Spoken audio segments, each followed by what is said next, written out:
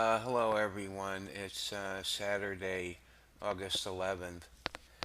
Well, there's some more news about cardinals and bishops here, so let's get into it. This one here is about Cardinal O'Malley. He's launching an inquiry into gay misconduct at the seminary, or at a seminary. Apparently, he's been confronted with the fact that ex seminarians have come forward, so we'll read a little bit of this.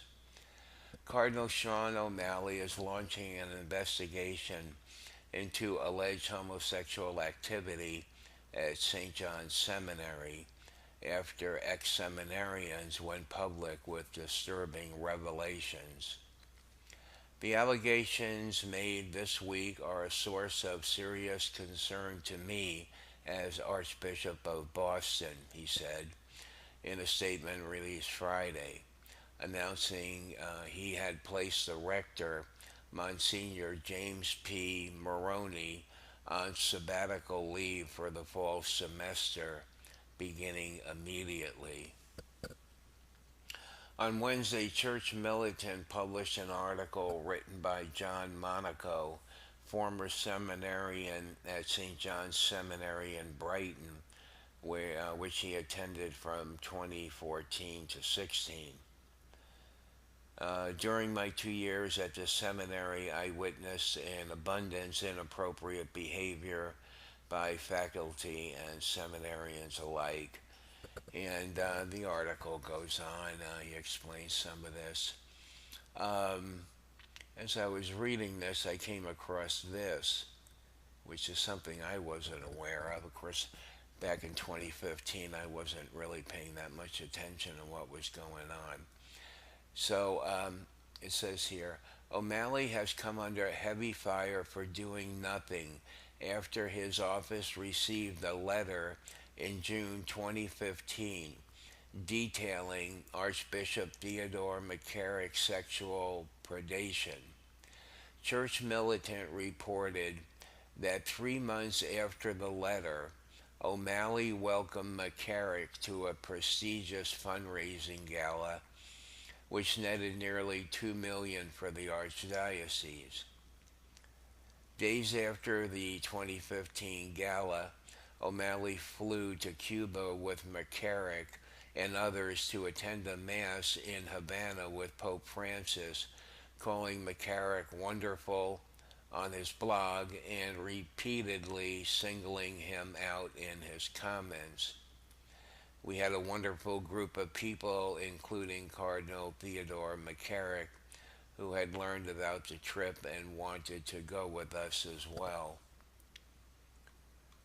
Um, so, so he's doing something now. Of course, he's confronted with it. I mean, what else is he going to do? But I guess in the past, so he, according to this article, seems to be guilty of covering up or remaining quiet about that. So that's that article, and this one here is about San Diego's Bishop Robert McElroy knew about McCarrick. McElroy is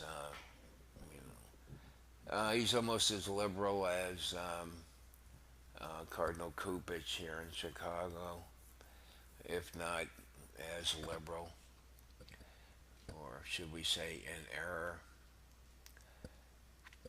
Um, San Diego Bishop Robert McElroy knew about McCarrick. The late Richard Sipe informed Bishop in 2016 of McCarrick's sexual predation. San Diego Bishop Robert McElroy was told of Archbishop Theodore McCarrick's sexual predation as early as July 2016, but remained silent. Richard Sipe, the renowned expert in clerical sex abuse who passed away Friday, published his private correspondence with McElroy, proving that the bishop was made aware of McCarrick's sexual harassment of seminarians. The 13-page letter dated July 28, 2016, which Sipe notes was hand delivered on August 30th, began. It was clear to me during our last meeting in your office, although cordial, that you had no interest in any further personal contact. It was only after that I sent you a letter copied to my contacts in D.C. and Rome. Several pages later, Sipe continues. Cardinal Theodore McCarrick has been reported by numerous seminarians and priests of sexual activities and advances. A settlement with one priest was effected by Stephen Rubio, Esquire. So there seems to be actually physical evidence here that McElroy knew about this and said nothing. Now, this is hard evidence, this is what we need. Now, you see, now this is something where, let's say, the Pope, of course, I mean, who else is going to call for his resignation?